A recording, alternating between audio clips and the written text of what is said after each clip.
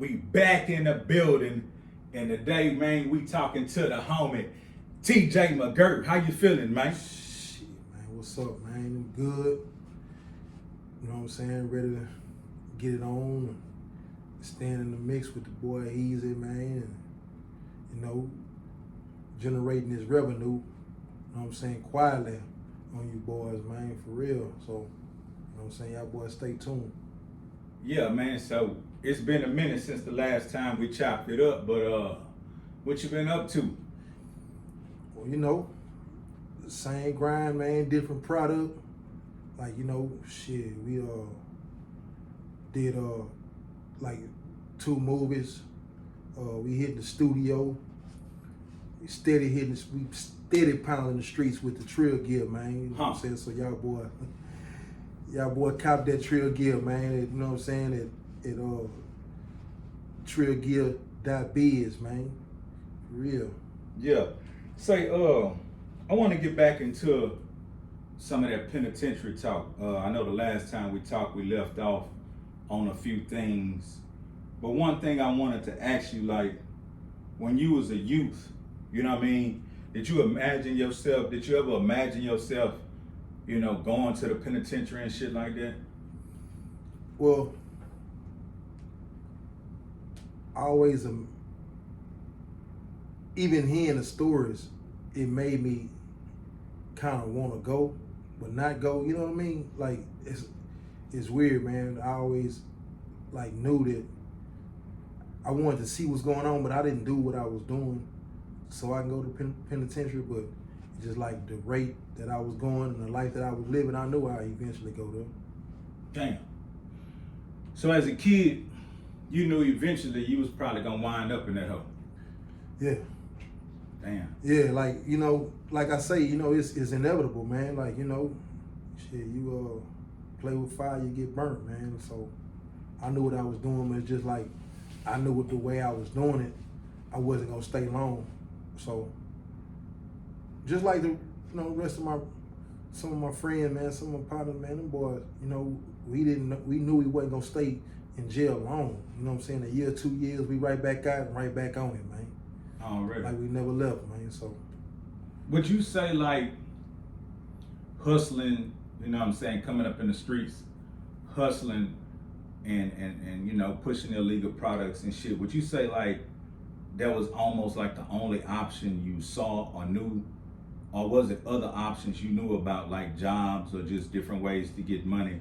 Or was it kind of pushed down your throat, like, here's something that's right here, convenient, in your location that you can get hold to and make some money? Or how did you look at that, like, option-wise? Was that the first option, the only option? How did you look at it? Well, from where I'm from, you know, most of y'all know, like, you know, on our end, man, like, it seemed like it was just like right there in our face. So you go to the store, you see it, and for the most part, it's in our household, you know what I mean? So, you know, mamas, daddies, aunts, uncles smoked it, you know what I'm saying? So, you know, they spend the money goes out, no money coming back in, so what's left to do, man, you know? Shit, you know, you gotta survive and you gotta eat, so.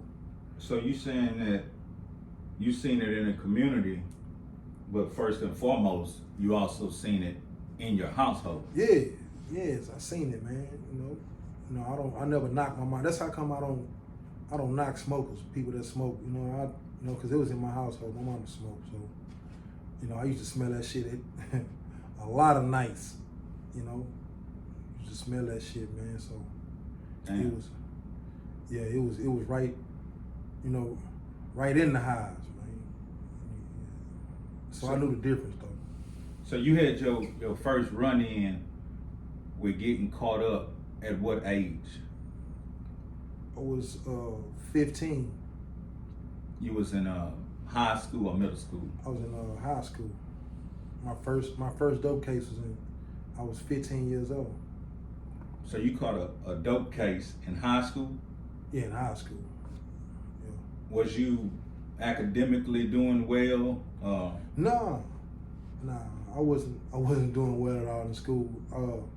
I got through school, you know, shit, coach ran around and changed our grades, man. Hold on, so shit. you played sports? Yeah, I played basketball. So you was on the basketball team? Thomas Jefferson High School, man, on the basketball team, man, yeah. So, okay. You was good? Yeah, I was good. I remember you dunked on my motherfucking ass a couple of times. I used to jump out the gym, man. I used to be a jumper, man. That was my thing. I wanted to go dunk on somebody. So you in high school playing basketball and wind up, you caught a charge at school? No, I caught a charge after school. It was about 6 in the evening after school. So, you know, I pretty much, you know, I did it so I could, you know, give me some school clothes. J's come out, give me some J's, give me a piece of chain, you know, ride, gas money, you know. That's just the way it was, man. So, you know.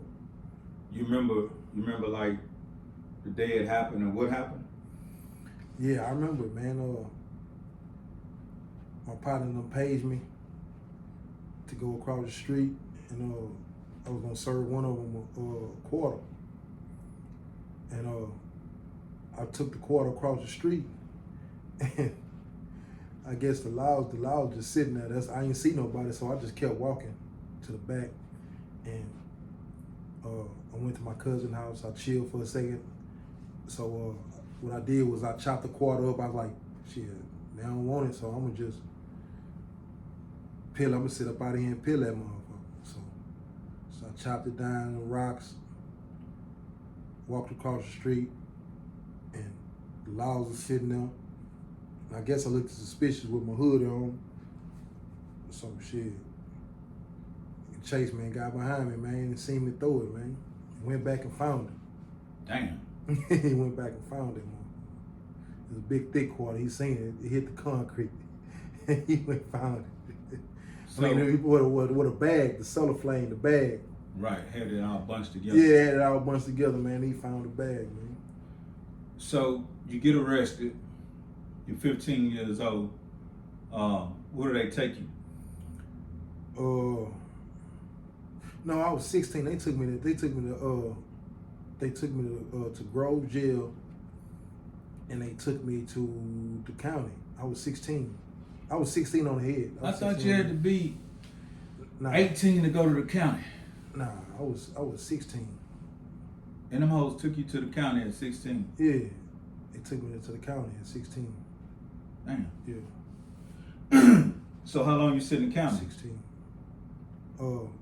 Spent a night. Okay. No, hold up. I was 17. I was 17. Was I 17? Yeah, I was 17 my first dope case. No. My first dope case, I got probation. They took me to jail. I bonded out, and I got probation. And that's what I did. I didn't last long on the probation. So you was 16. I was 16 or 17. I don't remember. Okay, so now I was 17 because I went to the county, got out. Yeah, I got out on pretrial. I was 17. Yeah. Okay, so I went to jail juvenile for something else though. You get out. You're 17. They put you on probation. Yeah, they put me on probation. How many years? 5 years deferred. How long did you last on that hoe?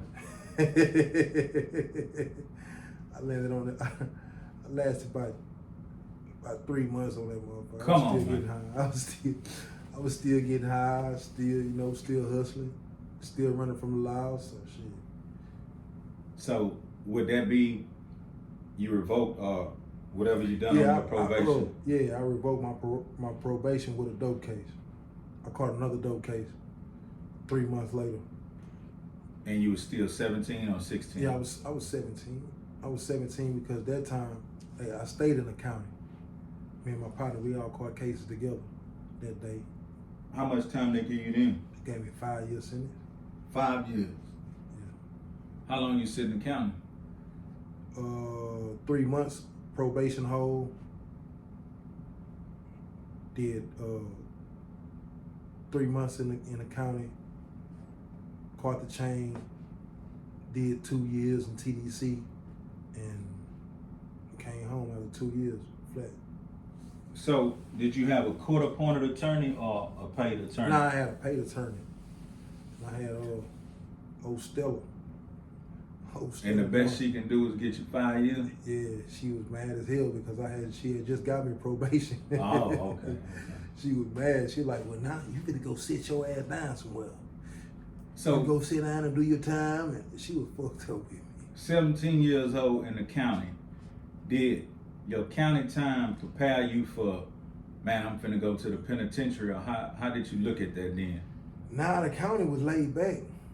You know, it was different. It was a different time. So, you know, smoking squares and there, smoking weed, you're around everybody, bunch of everybody you know, y'all eating together. But the penitentiary, you know, it was just like I anticipated, like what the fuck is gonna be like. It's gonna be like everybody's saying it's gonna be. So it was just kind of like adrenaline rush, just kind of waiting to go in, you know what I'm saying, see what it's like. Am I gonna have to fight? Am I gonna have to stab somebody? Somebody gonna stab me? You know what I mean? So was it any kind of physical preparation or mental preparing that you were doing while you was in the county?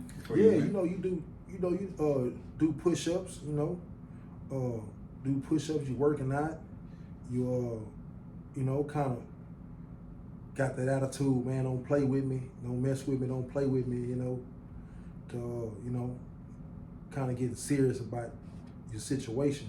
It kind of set in after the judge hit that gavel and you saying you got to go to the Texas Department of Criminal Justice. Any fights while in the county? Nah, it was always attempts. Like Beaumont and Port Arthur, we plexed up in that bitch. Like, you know what I'm saying? Like it was always some drama. You probably have a few fights, but it just like Beaumont mess with Beaumont, Port Arthur mess with Port Arthur, and a few Beaumont people that you do know and you mess with, that's the ones you mess with. But so you ain't have segregated in that bitch. You ain't have to scrap. Nah, I ain't have to fight up enough. I was chilling, man. I was really trying to cut some hair. I was really basically doing that, cutting some hair, and that comb and razor. I kind of stayed out the way, man. Okay, so they call your name, they getting you ready for the chain. Who? What's going through your mind? Where the fuck am I finna go? I hope I don't go to Beto. I hope I don't go to Ferguson. Oh yeah, and heard about them whole Yeah, you hearing about them whole ass units, and you seeing these niggas coming home, they fucked up in the head. Niggas ain't learned nothing. Like, you know what I'm saying? Like, you just hear about that shit, man. As soon as you get off the bus, you gonna rock and roll, man. I'm like, shit, I ain't trying to rock and roll, my nigga. Where'd you pull up to? Pull up at Holiday. The Holiday unit. Yeah, I wasn't trying to go rock and roll, my nigga. Even though a nigga got some, can squabble, fight or whatever, shit. I wasn't trying to go rock and roll, my nigga. I was trying to do my time and go home, bro. That was my mentality. You pull up on the bus at the Holiday unit. What's the air like? What's going on with the lieutenants and everybody telling you? What the inmates telling you? Man, like, you pull it through that bitch, you seeing nothing but naked ass, man. What you mean? As soon as you walk in that bitch, we seen the chain that was already there, so we waiting behind them niggas. As soon as we walk up in the door, them niggas ass naked right there. Okay. As soon as you walk in that bitch, they ass naked. Ass naked, put your bag over here, ass naked, and they gonna chunk you some boxes to put on. So you walk around, it's cold in that motherfucker. Y'all remember that shit. Damn. You in that bitch lined up behind nigga nuts to butts, man. Straight up. Nuts to butts, man. In a line, man. Humiliating ass shit. Yeah, they making a nigga squat, bend over, cough. You know what I'm saying?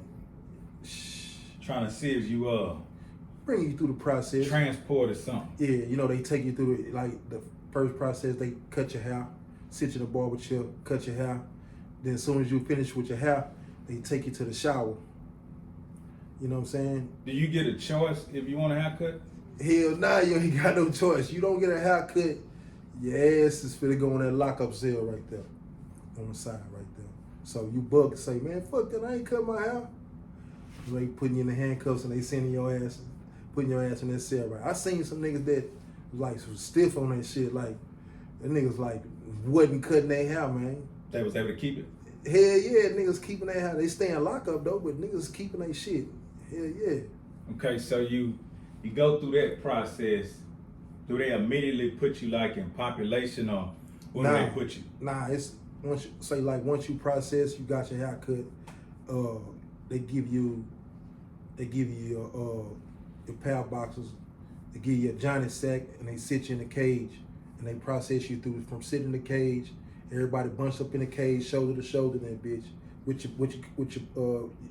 your chain bag, and then you waiting on to go to medical. You go to medical, and then you go through a psychiatric. They send you through to see the counselors, and you got to go through that process. Just sit over here, sit over there, go see this person, go see classification, and go see all. You got to go talk to them. Sometimes you go talk to the warden. It's just a whole day of just process. Then the next day, What happened the process. next day? More process? More process. They send you lay in to go to medical. You go sit in that bitch from 5. They go 4, 5 in the morning. You sit in that bitch at about 11 o'clock in the evening. You know what I'm saying? Then the next day, gotta go to another process. Come it's on, like man. 2 weeks, man, full of processing, man. So when do they put you around the rest of the inmates? They put you in the they categorize it in, all right, have you been processed? If you process, you go on this side over here. And the people that's already processed, once you process 30 days in these on this side, they'll, they send you to the other side. What's on the other side? People that's been already processed, where they catch a change to go to they assigned unit. Oh, so that's a transfer unit. It's a transfer unit that they transfer you from holiday to your assigned unit. And what was your assigned unit? My assigned unit at that time was Groesbeck, Texas. It was a private facility. A private facility in Groesbeck, Texas. And it was going down in that bitch. So as soon as you get there, tell me about it. As soon as I get there to that bitch, they had springs on the mattresses, like springs on the. It wasn't no flat bunk. It had springs. It had gave you a mattress, a pillow. It had AC in that bitch. Come on. So niggas in that bitch smoking and tattooing, and I'm like, man, what the fuck? So I was in that bitch. I was in there with one of my partners, man. So shit, I was like, man, it's going down. As soon as he walked up to me, I'm like, man, what's up, niggas? Yeah, we in this bitch. Ain't no checking? Huh? Ain't no checking like Nah, not on no shit like that. Nah, not unless you know what I'm saying, nigga. Big old nigga like me, them nigga wasn't trying to check me, man. But at 17, But I'm just saying I was a big old youngster though, you know what I'm saying? Okay. Like, I told him I was in the gang and everything, told him. Did you see your kind in there? Yeah, I seen them, and they came hollered at me, and I ain't have to go through no hard check or none of that. Niggas respected my gangster off the rip, so. Come on, man. Yeah, off the rip, man. So you do 2 years. Yep. So during that 2 years, any squabbling going on? You putting them hands on anybody? Well, my first time down, I didn't get no fights. No, I didn't. I didn't get no fights. Oh no, yeah, I did. Look, I did. All right, after I made parole at that, I got an FI1. I didn't know what the fuck an FI1 was, but they sent me to the dungeon. Larry Gist. I did. I had to finish out 6 months at Larry Gist. When I got to Larry Gist, that bitch was like a hot chicken. And straight up? What? Gist was turned up, man. But that's close to home, right? Yeah, that's what I'm saying. They had them Houston niggas over there. They had a bunch of Beaumont niggas, Port Arthur niggas. So that's when the niggas, you know what I'm saying? They hard chicken, squabbling in that bitch. I had whooped a crip nigga in that bitch. What y'all got into it over? Cause the nigga was out of Cali. Nigga was just looking at a nigga crazy, funny, weird ass nigga. Steady looking at him. I'm like, man, what the fuck you steady looking at a nigga for? But I'm steady looking at him. Me and the person I was talking to, you know, unconsciously, we steady chopping it up, but we steady looking up at him, but he just sitting on the bunk, just like looking at us, take turns looking at him like we was talking about him. Oh, so okay. he got up and he was like, man, what's up? So I'm like, man, what's up, nigga? He like, man, what the fuck y'all keep? He walked over there with gloves, man. What the fuck y'all keep looking over your foot, man? Oh, okay. He trying to see what's happening. He was like, man. I was like, man, the nigga ain't worried about you, hoe ass nigga. I ain't fuck you, nigga. I'm like, well, what's up then? Like, man, shit. Put on my I had some Al Max. I went to jail in some Al Max. I made it all the way through process and everything with my Al Max. Made it through. Hell yeah, I had my Al Max. Put on my Al Max 2-pair boxers. Slaughter. I didn't even get in trouble because nobody liked him, but slaughtered that nigga. Flawless. He ain't touched me. Damn. Had him leaking. You know what I'm saying? I'm long. This nigga was short. I'm picking. Slaughtered him. They drug him out of there, man. And they ain't tell me shit. Matter of fact, Miss Peggy was up in there, man. What's her name, the mama? She was working in there. She was like, that's good for his ass. You beat the shit out of that nigga. Damn. That nigga was a crip nigga. That nigga was a cocky nigga too. That nigga was a big old nigga, man. Short nigga. So, I told that nigga I was up. Know that y'all, bang the same shit. That didn't like cause for no kind of talk before, just straight get at it? Yeah, it was like they had people that was in position, to keep everything, cool, but it's like it was never nothing said. Like the only time you can motherfucker really gonna say something if somebody get hold like that. Now that's gonna be like you gonna have a lot of people fucked up niggas that chilling gonna be like, man, fuck that man. That nigga gotta whoop that nigga. That nigga gotta fight that nigga. That's when it be kind of like when this whole shit happening. You know what I'm saying? Right. Like niggas getting hold and nigga taking something from a nigga, and just basically if you ain't handling your business as a man, my nigga, that's when nigga gonna step in and kind of mediate shit. You know what I'm saying? And like either you gonna get right or you gotta go, my nigga. Let me ask you this: you been seeing this old school dude online, Fleece Johnson, aka the Booty Warrior. They made the parodies about him on the Boondocks, and I think he was on Dateline. He out now. He been doing some YouTube interviews. You been catching any of that? Yeah, I just can't get past with him saying that he won't what he want. You know what I'm saying? And he's serious about what he want. Man, it's the trio cast, nigga. He say he nigga, tell me what you talking. What that nigga talking about?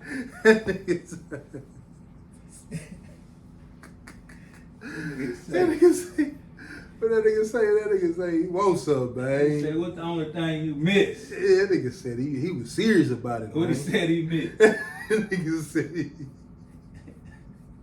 nah, fuck that nigga. Nigga say he missed that booty. Yeah, fuck that nigga. That nigga say booty. That nigga say booty Man, fuck was that more nigga. important Man, than that nigga- drinking water. That nigga, ass nigga, man. You ever ran into any inmates like that while you were locked down? Oh man, niggas, they got niggas, man. Like I say, that nigga smoke D said it best. Niggas in this whole kissing, man. Niggas in this bitch kissing. niggas hugged up like in real relationships, like emotional relationships. You told me Cause some love, nigga love you least expect, man. These niggas some G niggas in the streets, man. These niggas got real girlfriends in that bitch, my nigga. Niggas been gone a long time, niggas. You said you seen a nigga. You happen to look over and you see a nigga getting bathed in the shower. Oh yeah, that shit go on, my nigga. Yeah. That's why you gotta take your shower and go, my nigga. Like, there ain't no lingering in the shower, my nigga. Handle your business and get the fuck out of there. Cause you never know what's gonna come. Nigga was getting bathed. Yeah, nigga was in that bitch. Nigga was in that bitch with his boy, and Nigga rubbing that nigga back and nigga Damn it. showering that nigga back, my nigga. I say, that shit was sickening, bro. I took a half a shower. That shit like fucked me up, bro. Like, I heard that's one that cat nigga say that they didn't even go to the shower. They took a bath in the toilet. You gotta go fade that shower, dog. Nah, ain't no such. I mean, sometimes you gonna take you a bird bath, man. Yeah. You gonna bird bathe sometimes, but like I say, man, for the most part, man, come on, bro. You gotta go hit that shower, bro. Man, It ain't always no gay shit going on in the shower though. Like right. I say, it's certain times, man. You know, shit. You know, you just go take your shower with it and get the hell up out of there, my nigga. For real. Look out. Shout out to Texas prison story, Tim Snow. He had posted a piece of content, I think it was yesterday or the day before. He was showing a video of 2 inmates, looked like they was on lockdown in that area, but one was being transported by a guard. And then he had one help him. He slipped his cuffs off, and it looked like the other one handed him like a knife or something.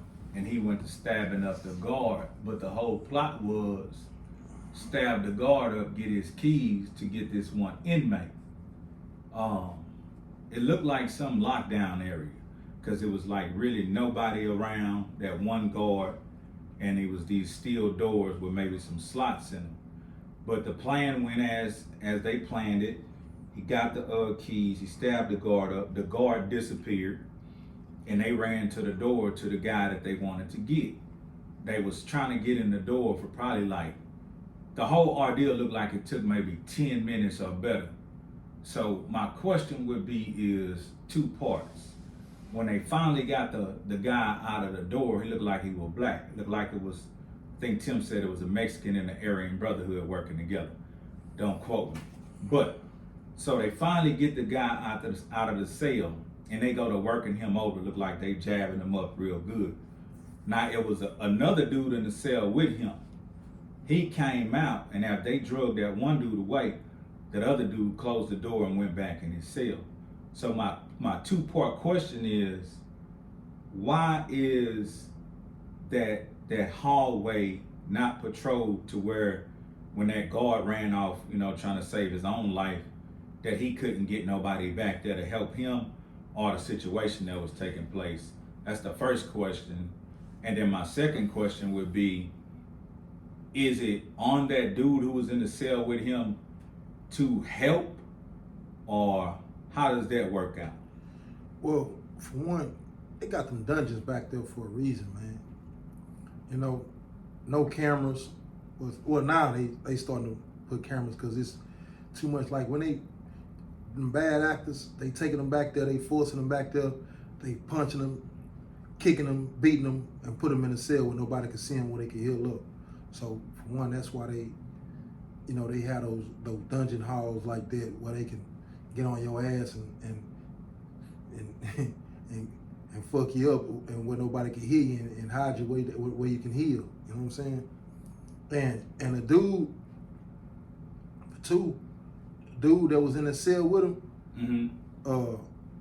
you know, it's cold, but it's kind of foul though, man. Like shit, you know, you gonna try to help him, you gonna try to fight. That's like bringing your hands to a knife, or bring a knife to a gunfight. Like, you ain't got no win. Like, both of y'all gonna be dead. Like, I can see if y'all was affiliated. If the dude was affiliated, then and he did that, then the people gonna handle it.